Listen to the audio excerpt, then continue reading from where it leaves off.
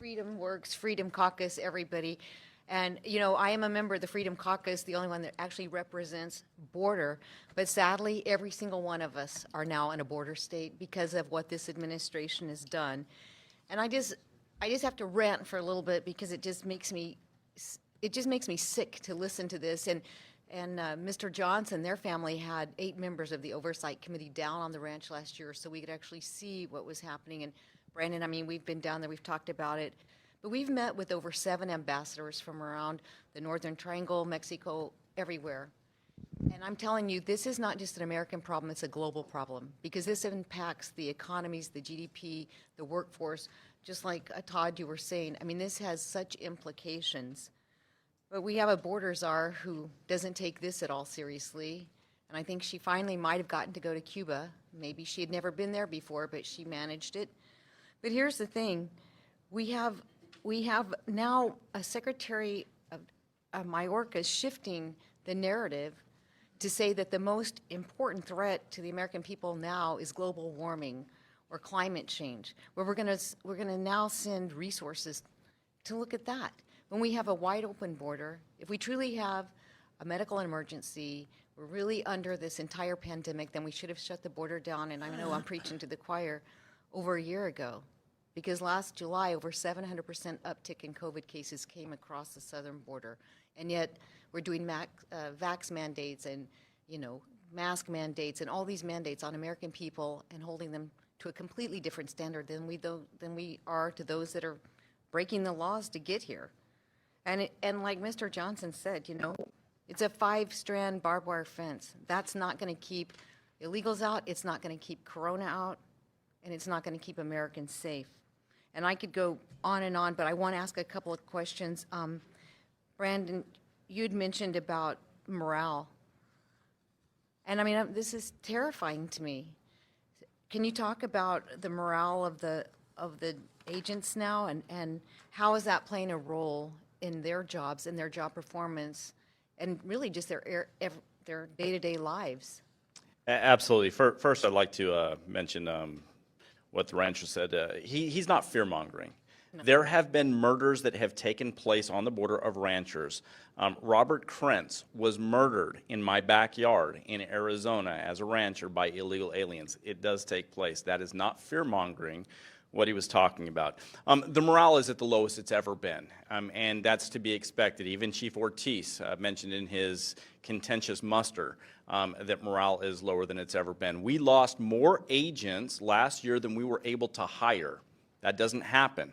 And so you can see what is taking place. Again, I mentioned before, we go home.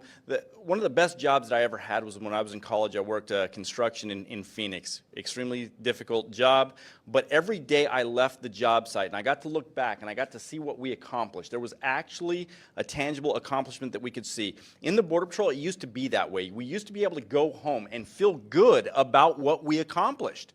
Today, we go home and we feel worthless. We feel like we're taking the American taxpayers' money for doing absolutely nothing, because in effect, that is what we're doing. We are a speed bump on the way into the United States. And in fact, we're not even a speed bump. We're actually facilitating, because when we release these individuals, whether it's with an NTR or an NTA, we are giving them a de facto legal status to be here. We are rewarding them for violating our laws. The morale is in the tank. It is absolutely in the tanks. Thank you, and it's a shame. Such a great department, such a great agency. Russell, I just wanted to ask him, first off, thank you, because I think some of these pictures behind us are actually from the ranch. Thank you for providing those, but can you give the committee just kind of a sense of how much material is probably sitting out on the ranch right now that's wasting away? Do you have a sense for either value or just amount? Well, it's hard to put into perspective just the amount, just in wall panels that are there. But I know for a fact, all the wall panels that I see around on our ranch, there's enough there and more to fill all the gaps that we have on our ranch. And along with the wall materials, there's gravel that they started crushing for all the improvements to the road. There's lighting infrastructure. other sensor technology and stuff that's all sitting in all these yards just rotting, and in some cases it's literally walking off. People are coming and finding these stashes of material and loading it up and hauling it off, and this is taxpayer money that's been allocated. It's got a place to go, and it's just sitting there wasting away when it could be doing its job, protecting my family, protecting this state, protecting this country. And it's very disheartening seeing all that just sitting there wasting away. It is. It was shocking. We went down. I mean, I've been down there several times, Brandon. You've seen it, but I just think until this administration takes a real look at what we've done to our international security, to our economy, to the safety and health and welfare of our schools, our communities, our ranchers. But I think it's a tragedy to see people breaking the law and being rewarded and having more rights than ranchers and communities. And I would tell you, if for nothing else, it is time we stand up and take a stand, because I can assure you, Officer Galloway's family and the families that you've been acquainted with need us, need this administration to listen. It's time to take action. It's time to take our country back. And I really appreciate all of you being here. I wish I had more time. I could go on and on, but thank you all for your comments.